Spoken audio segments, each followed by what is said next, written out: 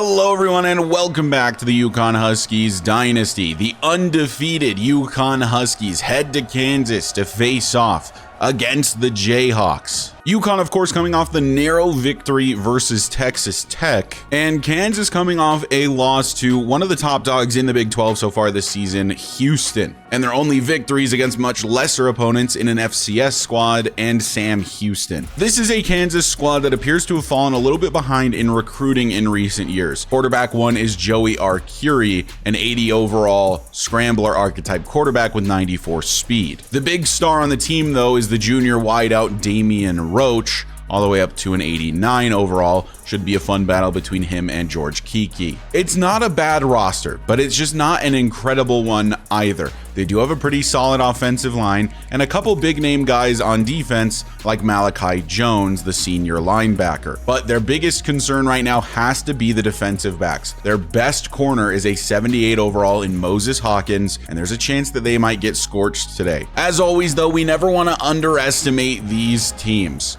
This could always be a trap game for the UConn Huskies. We're looking to dominate anyone we're supposed to this season. UConn comes in ranked number 2, looking to steal number 1 from Alabama.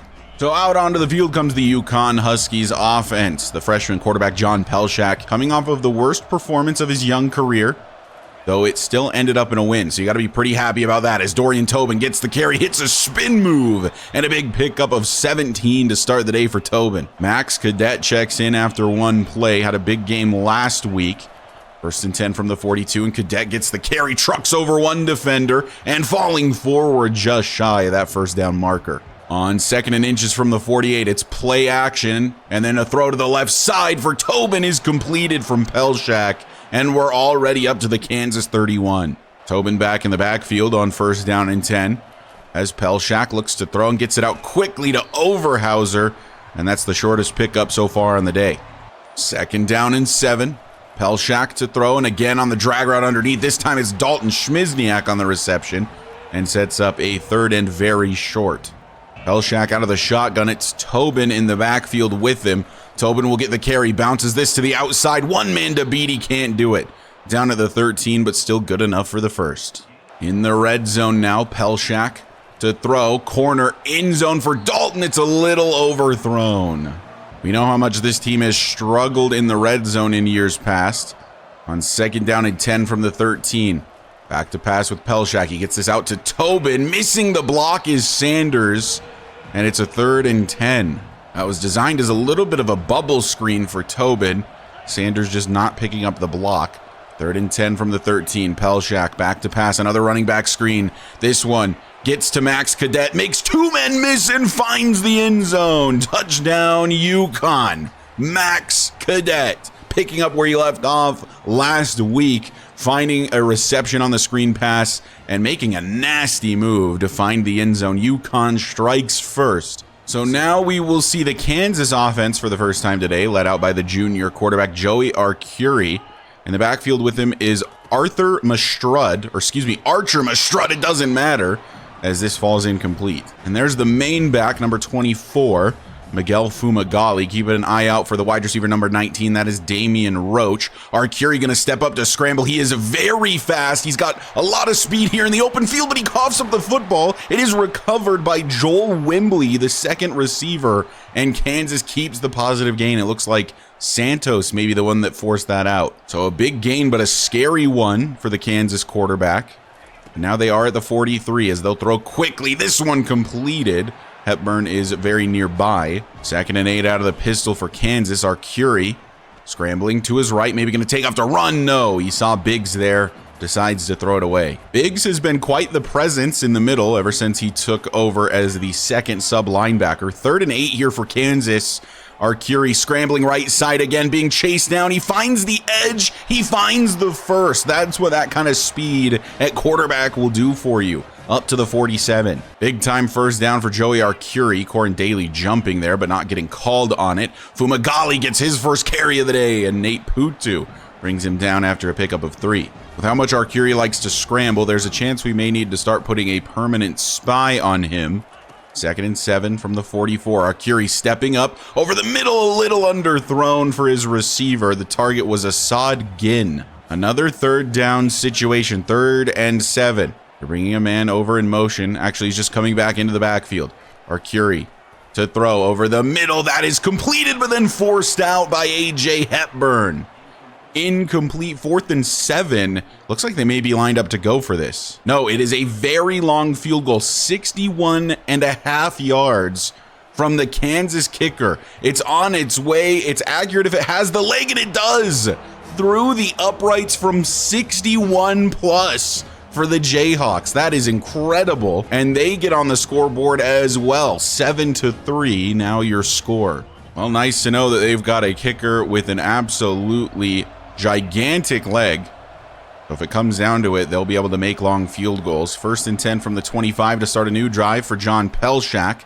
Throws this outside to Tevin Madu for his first reception of the day. Goes for 3. 2nd down, Tobin the back from the 28. He will get the carry. Burst of speed, and Tobin a good pickup up to the 39. No issues moving the football so far. Pelshak back to pass, and over the middle, incomplete, nearly intercepted. A miscommunication with him and Dan Sanders. From the 39, Tobin the back once more. Outside run, it goes nowhere. Swallowed up by the Jayhawks. 3rd and long coming up. 14 yards to the marker. Pelshak to throw. Has Tobin wide open up the seam. And Tobin off to a hot start so far today. In Kansas territory go the Huskies. Cadet now the back. Tobin taking a play off. 1st down and 10. Cadet gets the carry. A flag is down. Nearly finding the edge wouldn't have mattered, as that is a holding penalty. 2nd and 19 from the 48, as this one goes to Tevin Madu, and he'll make it a 3rd and 10. Tobin in the backfield for 3rd down. Pelshak back to pass. He wants Terry over. Hauser, tight window. It's overthrown from Pelshak, and an interception. Serving a little bit as an arm punt. Probably not as good as a regular punt would have been, but not the worst interception in the world. Although you would have preferred if that pass were a bit more accurate. He definitely led over Hauser too far, and Kansas will take over. 3rd game in a row with an interception from John Pelshak. 1st and 10, Arcuri over the middle, and that one somehow not DPI, and that brings us to the end of the 1st. 2nd and 10 to start the 2nd quarter. Fumagalli, fake handoff, and then a corner route wide open. A good throw from Joey Arcuri has a 1st down. So already in UConn territory, basically in field goal range with how big of a leg their kicker has. Pickup of 2 for Fumagalli. 2nd and 8, one moved, but they're going to call that on Towns, and he jumped first. Makes it a 2nd and 3 out of the pistol with Fumagalli behind him. 2 tight ends to the right side. It's a fake handoff. Free blitzer as Byler gets there. As the ball is being released, it falls harmlessly to the turf. 3rd and 3. Arcuri going to change the play completely from the 39. Under 10 minutes left in the 2nd quarter. Quick throw. That one is wide open. That's Joel Wimbley, the man who recovered the fumble. 1st and 10 as they near the red zone. Another jump. This time it's Adonis Keogh. This is a problem we know he has, and that's more free yardage for the Jayhawks. Arcuri appears to have a decent hard count as it catches us out often. Fumagalli on the carry. Joey Terrell and Addison Biggs are there for the loss. 2nd and 7 from the 26 as they attempt to get into the red zone. Arcuri scrambling right side, maybe going to take off to run. He runs into D'Angelo Townsend from the opposite side. 3rd and 5 from the 25. Have to get just inside the 20. Arcuri back to pass, has all kinds of time. A legitimately perfect pocket. Scrambling, and a good play from Adonis Keogh prevents him from getting away. Keogh, the sophomore, setting the edge and setting a good one there. It's a loss for Kansas, and it's 4th and 6. They'll settle for a 2nd field goal attempt. So if he can make it from 61, surely he can make it from about 47, and he does. He drills it. That kicker has a huge leg. 1st and 10, UConn still 7-6 as the defense is doing its job. Now, if the offense could only do its, as it's a pickup of 5 for Tobin. Been a busy day so far for Dorian Tobin. 2nd and 5 from the 24 as this one gets to Tevin Madu, but a flag is down, and it's Frank Davis again on a hold. Frank Davis is a freshman playing at right tackle this season. 2nd and 15 from the 14. We look to throw, and we get this to Dorian Tobin. Open field for Tobin is never a good sign for a defense. Doesn't get a ton, but does set up a 3rd and medium. Third down and 8. Pelshak to throw. Gets this to Tobin again, but he's not going to get the first. Well played by the middle linebacker. That's Malachi Jones, the true superstar of this Kansas defense. UConn will have to punt it away. First and 10, Jayhawks from their own 44. Joey Arcuri by himself in the backfield brings the backup halfback back there. It's a speed option. Pitch is good. Flag is down on this play, though. It's a huge pickup for Kansas, but will the penalty be bringing it back?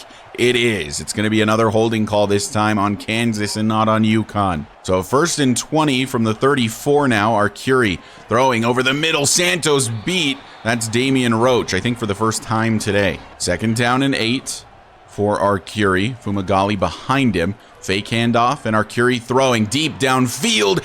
Intercepted. It's George Kiki making a play. He's got blockers out in front of him and he makes a decent return up to the 38. George Kiki. He's got some of the best hands on the entire team.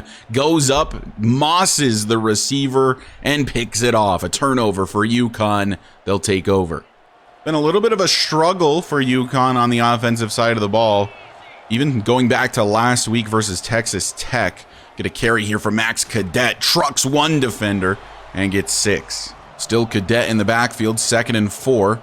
Cadet will get the carry. Good blocks to the right side. Big pickup for Max Cadet. Running over a defender. Falling forward to the enemy 29. First and 10 UConn. Inside the 30. Play action, Pelshak to throw. He has Tobin left side. He's by himself. Can he find the corner and get to the end zone? He can. Touchdown, UConn. Pelshak to Tobin, 17-10. And now the Huskies will extend their lead, 14-6 after the PAT. That left the left side of the field completely open for Tobin. And in the open field, there's almost no one better. So a mistake for Kansas leads to quick points for UConn.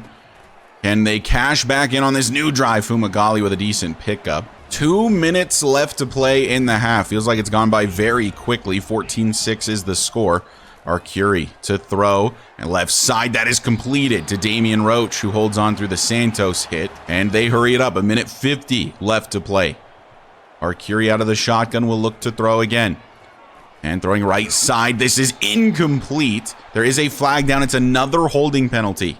Makes it a first down and 20. By the way, that was Addison Biggs in very good coverage on that last play.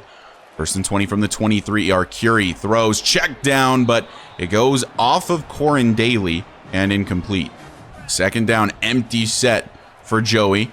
As he looks to throw under some pressure, gets it over the middle, and trying to get in between Terrell and Biggs is the receiver. 3rd and 7 from the 36. 1:27 left to play. Blitz on its way. Arcuri panicking in the pocket, and finally he goes down. D'Angelo Townsend gets in the backfield and gets the sack. Heat sent from UConn, and with a timeout, we'll take over with some time left on the clock. 1:14 left, starting from our own 32. Pelshak back to throw. Quick one to Dorian Tobin, and we'll hurry it up. A pickup of 7. Tobin coming over in motion. It's a jet touch pass for him, and he does get the first, but only just. 45 seconds left to play. Pelshak back to pass, and he wants Tobin, and he holds on, breaking 2 tackles and heading out of bounds. Tobin just saved us a timeout. Have a day, Dorian Tobin. Second down, Pelshak to throw again. He's got Tevin Madu wide open on the drag route, and he'll get a first, and we'll use our second timeout. First down and 10 from the 25. Pelshak to throw. Another quick one underneath to Dalton Schmizniak. We're going to go no huddle here. 20 seconds left. Pelshak waiting, firing. Left side for Sanders. Did he actually have his foot in there? Saying he did, and that stops the clock. This one basically has to go to the end zone. First and 10 from the 14. Pelshak looking for Schmizniak. It's out of reach again. They just can't quite connect on that corner route. Second down from the 14. Pelshak wanting corner end zone again, and it's again just out of reach. Dalton Schmizniak will settle for the field goal to end the first half. All-is on for the kick. It is on its way, and it is good. So another 3 for UConn. It'll be 17-6 as we head to halftime. It's been a pretty impressive showing as we head into halftime for this UConn Huskies defense. Playing very well as is usual. Been a little bit of a bad performance from the offense, however. Have not been firing on all cylinders, although Tobin clearly is. Having quite the day so far, through the air in particular, but even on the ground as well. Tobin's stats as we head into the second half: 6 attempts for 39 yards on the ground, 9 receptions for 112 and a touchdown through the air. Kansas does start with the football here in the second half, an opportunity to trim this lead down to only 1 possession. Arcuri will check this down to his halfback, Addison Biggs, Joey Terrell combining for the tackle there, turning into a bit more of a duo. 2nd and 12 for Kansas. Fake snap from Arcuri, and then he will throw quickly underneath, and that's going to be short of the first, but very close to it. A 3rd down and 1 here for the Jayhawks. Arcuri out of the pistol. Fumagalli in the backfield. He gets the carry, and it's Joey Terrell and then Addison Biggs. The duo for the 2nd time this drive combines for a TFL, and it forces a 4th down. UConn takes over. Maybe all Joey Terrell needed to get going was to find his chemistry with Addison Biggs. He had incredible chemistry, of course, with Raheem Lovelace. Clearly not as much so with Biggs, at least to start the year, but it's coming around, that's for sure. 1st and 10 from the 44 for UConn as they take over. Tobin gonna get another reception, his 10th on the day here, and it's another big pickup for Dorian Tobin. Tobin still the back, 8 minutes left in the 3rd quarter. He will get the carry, waiting to follow his blocks. Nolan Lindsay, the main one, from the 37. Tobin still in the backfield. Pelshak to throw over the middle, a tight window, and it's caught by Terry Overhauser. Risky throw there from Pelshak, but it works out. 1st and 10 out of the pistol. Play action. Pelshak gonna scramble here to his left side. He's not completely incapable of running. He'll pick up 5. Is he Tobin fast? No, absolutely not. But is he Welliver slow? Also, no, absolutely not. He can run a little bit. 2nd and 5 out of the pistol again. Cadet gonna get the carry and finding the 1st down yardage up to the 11. Under 6 minutes in the 3rd, still Cadet in the backfield. He will get the carry, falling forward, and thank goodness he did, finding a yard instead of -2. 3rd and 9, Pelshak to throw under some pressure, and down he goes. A sack for Kansas. Their first one on the day. The pressure got through immediately, and that brings Tyreek Hollis back onto the field for another field goal attempt. Kick is on its way from Hollis, and that is right down the middle. 20-6, but with more and more field goals, we're kind of allowing Kansas to hang around a little bit. 4:30 left to be played in the 3rd quarter. Arcuri is out of the shotgun as Kansas takes over, brings his tight end over in motion. Fake to Fumagalli, and then a throw over the middle. I thought that was going to be picked by Kiki, but instead it's caught by Joel Wembley. What a throw and catch from the quarterback wide receiver combo. 1st and 10 up to the 43 now. Arcuri fakes the handoff, and he's back to pass again. Has time, but scrambles into Gerard Byler, who gets a free sack there. Says, thank you, I don't mind, I'll take the stats. A loss of 5. The thing about these scrambling quarterbacks is that they often do not have the best pocket presence. He just absolutely did not have to run to the left there. 2nd and 15, Arcuri to throw. Check down right side is going to get a lot of that yardage back and make it a 3rd and 7. Empty set for Arcuri. Open middle of the field for UConn. It's man coverage. Arcuri throws. Kiki beat badly off the line. Joey Terrell cleans up the tackle, but it's a 1st and 10 for Kansas. Kiki normally not one to get beat badly off the line. As down goes Arcuri, it's Nate Putu, the 3rd safety. He only comes in certain packages, but he makes an impact most of the time when he's on the field. Getting tackles, and this time a sack for a loss of 10. He's definitely a guy that makes the most of his opportunities. 2nd down and 20 for Kansas. And it's a fake handoff to Fumagalli. They have not run the ball much today. D'Angelo Townsend not letting Arcuri go very far. Makes it a 3rd and forever for Kansas. From the 40, looks like they may be setting up a screen. It's a wide receiver screen. Blocking's pretty good, but it's not enough for the 1st. Their kicker, of course, has an absolute tank for a leg. So this kick should be no problem here on 4th and 7. This is bringing us near the end of the third quarter. This will make it 20-9, would still be a 2-possession lead for UConn. And of course, giving them the ball back. But yeah, that is money. Their kicker is disgusting. Their kicker is Jimmy Fine. He does have the mega leg physical ability and the clutch kicker mental ability. And he has 94 kick power, which is actually less than I was expecting. I think that's roughly what Hollis has, actually. 1st and 10 Huskies. Looking to put this game away. 20-9 is the score. Up 11 currently. As Tobin gonna get another reception and another first. The final quarter of action officially underway. 1st and 10 from the 30 as Cadet gets a carry. And it's a pretty good one, finding about 8 yards. 2nd and 2. As Pelshak will throw this time, finding Dalton Schmizniak, but he has it forced out.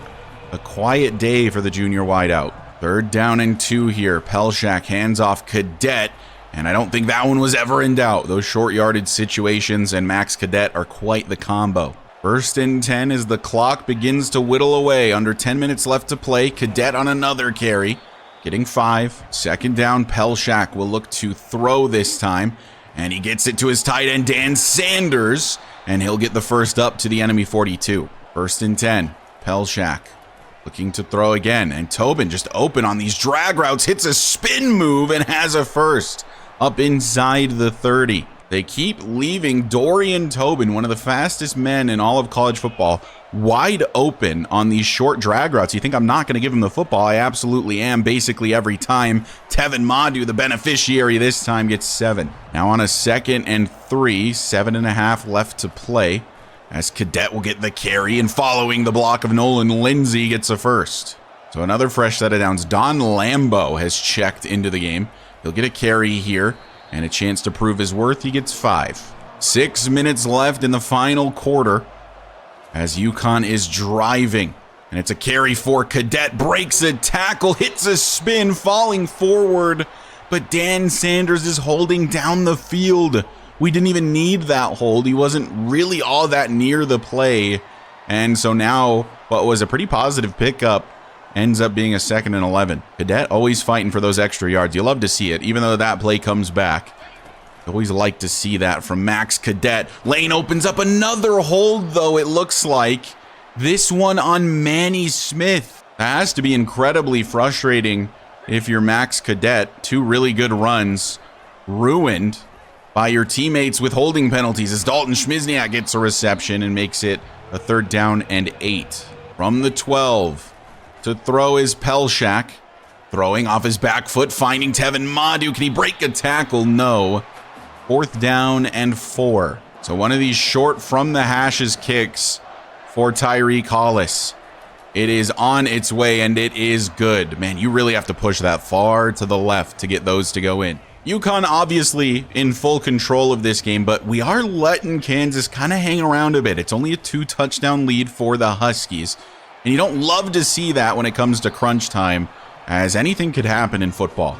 2nd and 6, under 4 minutes left to play. Arcuri going to need to get down the field and score quickly. Under pressure from Johnny McNulty, finding a man to the outside, as that's Randy Radovich getting beat in coverage. 1st and 10, that also stops the clock.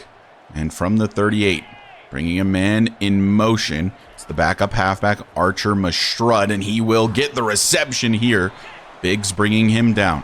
And now they've begun going to the hurry-up. 3:30 left to play. Arcuri to throw over the middle. Kiki getting beat. Broken tackle. It's Joel Wimbley again. Damian Roach seemed like he was their superstar receiver. He's been shut down for the most part today.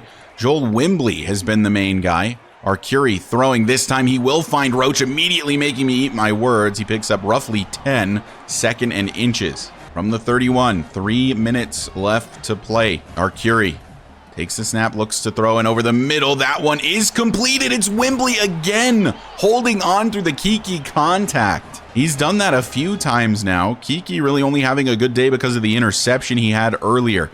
Arcuri looking good on this drive, but down he goes to Adonis Keogh, a loss of 8 as they hurry it back to the line. A big time sack there for the sophomore Adonis Keogh. 2nd and 18 from the 33 as he will look to throw. Arcuri with plenty of time, gonna scramble. Look at how much open space Joey Arcuri has. Joey Terrell bringing him down, but a huge pickup for Arcuri. Now it's a 1st and 10 at the 13, nearly goal to go. Have to get inside the 3 for a first. Arcuri scrambling, right side, checking this down, and a good open field tackle from Nate Putu only allows a yard. And that brings us to the 2-minute timeout. Kansas still with all 3 of their timeouts. Arcuri stepping up, hit as he throws. That was, I think, Clyde Novak. Yes, it was. 3rd and 9 from the 12. Has to be a touchdown on this drive. They will absolutely be going for it on 4th, but they don't have to. Touchdown, Kansas. It's Archer Mastrud on the reception, cutting the lead to 1 possession for the UConn Huskies. With a good PAT, it'll be 23-16. That's the first time Kansas has been able to get into the end zone so far today. And this is kind of what we were nervous about.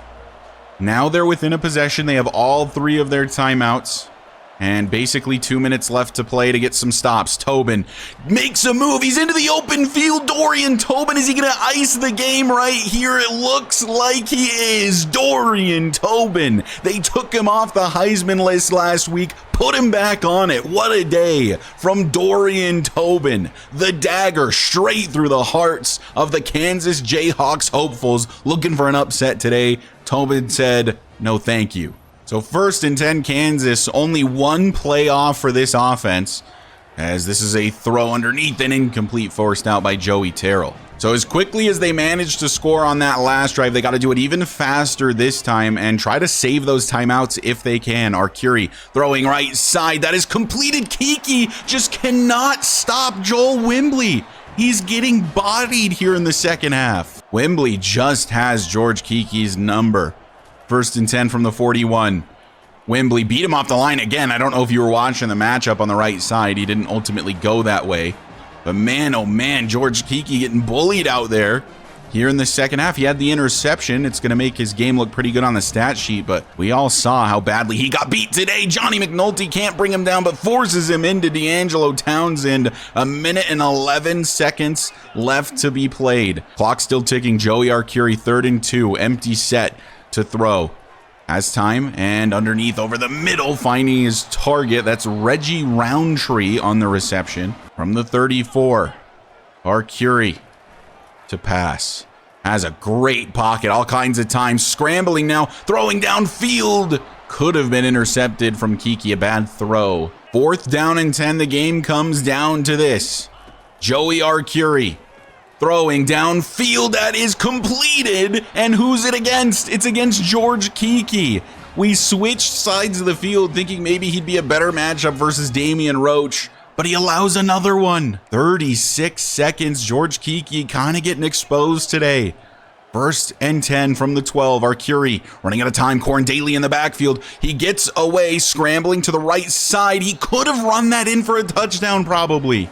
Scared of Byler in the area, perhaps. 2nd and 10.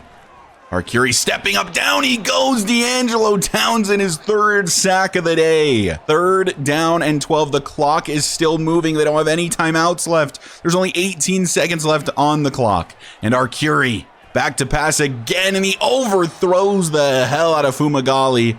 And it's 4th and 12. From the 14. 4th down and 12, 13 seconds left, has to go to the end zone, and it's incomplete, forced out by Jamie Santos, and it's another dub for the UConn Huskies. Victory formation for UConn. Pelshak will take a knee. The clock will tick down, and we exit with another victory on the season. And you know what? Throughout, it felt pretty dominant, but it got scary at the end, and that's what happens when you let these teams kind of hang around like we did. Could have been a much, much bigger win for UConn. The defense pretty much only allowed field goals up until the end there where they allowed the touchdown. The offense just couldn't get it going. And you know what? If 30 points is a day where the offense couldn't get it going, I'll take it, I think. We can definitely perform a lot better than that. Definitely just cannot let these teams hang around like we did today. We take a look at the team stats. 30-16, of course, your final 447 yards of total offense for UConn, which is actually pretty good, although it didn't feel very much like it. We did, of course, have that huge run at the end from Tobin, which added, 75 yards to that total. 314 yards of total offense for Kansas. If we take a look at player stats, it was a decent day for John Pelshak. Didn't really feel like we ever had to ask him to do a lot. Did, of course, have the one interception. Rushing 9 attempts for 120 and a touchdown for Dorian Tobin. We've definitely become more of a pass-heavy offense with Pelshak, and I think it makes a lot of sense with Tobin being the primary back and being a receiving back that we'd be throwing quite a bit more. Cadet, also a really good day for what it's worth. I know his stats maybe don't look as incredible as Tobin's, but 8.3 per carry is disgusting. Receiving, though, Dorian Tobin, 12 for 149 and a touchdown. I mean, if this guy isn't Offensive Player of the Week after 120 on the ground and 150 through the air with 2 total touchdowns, I don't know who could be better than that. Tevin Madu, 5 for 36. Dalton Schmizniak quiet today. And then defensively, D'Angelo Townsend was an absolute monster today, leading with 5 solo tackles. Joey Terrell with 13 total tackles. That's more like it from Joey. That was the Joey today that we're used to, that we see every season, just making tons of TFLs, making tons of plays. He's all over the field, getting a ton of tackles and having an impact in multiple ways. And he, of course, led the team in TFLs today. That's what we want to see. Definitely seemed like him and Biggs built up a little bit more of a chemistry today. Saw them celebrating together, of course, after a combined TFL. They had a number of combined TFLs. It was really cool to see. D'Angelo Townsend trying to catch back up to Adonis Keogh, to Johnny McNulty, as he's fallen a little bit behind in the sack numbers. He gets 3 today. Keogh, though, does get 2. So the lead is not cut into that much. Nate Putu with 1 and Byler with 1. And you know who did have a quiet day is Johnny McNulty. And man, what an interesting day for George Kiki. He, of course, got that interception, pretty big interception there late in the first half. But then the rest of the game, he was just getting scorched. Normally, he's really good at knocking out these sort of one-on-one balls, but man, Joel Wembley had his number. Anytime it was a contested ball other than the interception, Wembley was coming down with it, and he was typically breaking the tackle also. Yeah, not a great day from Kiki despite the interception. So UConn improves to 5-0, now 3-0 in the conference, looking to maybe have an undefeated season this year. And now let's talk about recruiting for the week. If you didn't see it, we did lose Chris Demerit to Notre Dame, a left tackle. We do now have 170 points to work with, however. And if you didn't see it previously, we did get Frederick Blanco and Carl D'Imperio to commit. We've got a lot of big names graduating at the end of this season. AJ Hepburn, George Kiki, Jamie Santos, Addison Biggs, Joey Terrell, Johnny McNulty, Gerard Byler. A lot of defensive studs that are seniors this season. So getting 2 quick defensive commits feels really good. We are very close to a commit on Spencer McCartney, but A&M is very close, and it looks like they're gaining maybe slightly more influence than us. I'm hoping that when I advance the week, he will just commit. He did visit during week 3, which of course was a win. We're in the lead on Larry Hay, narrow lead on Emmett Goda, but Ohio State gaining a similar amount of influence. He's soon to lock in his top 3. And we are inches away from a commit from Ben Talbot, who is one of my favorite recruits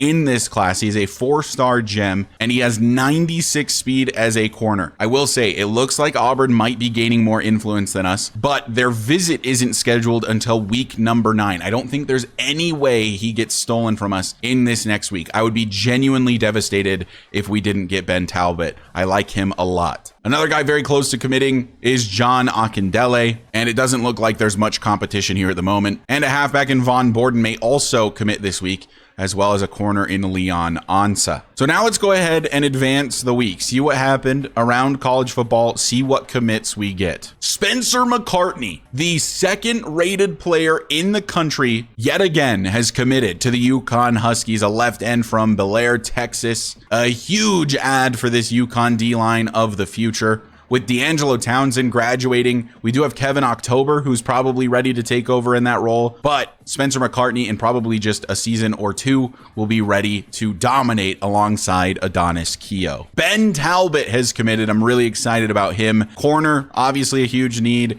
in this recruiting class, and we have already secured 2 really good ones. John Akindele, another defensive lineman, has committed from Maryland. Von Borden, the 4-star elusive halfback, has committed. We've, of course, got Cadet and Tobin graduating next season, so he might be the guy in line to take over. Lots of commits, but we lost Leon Ansa.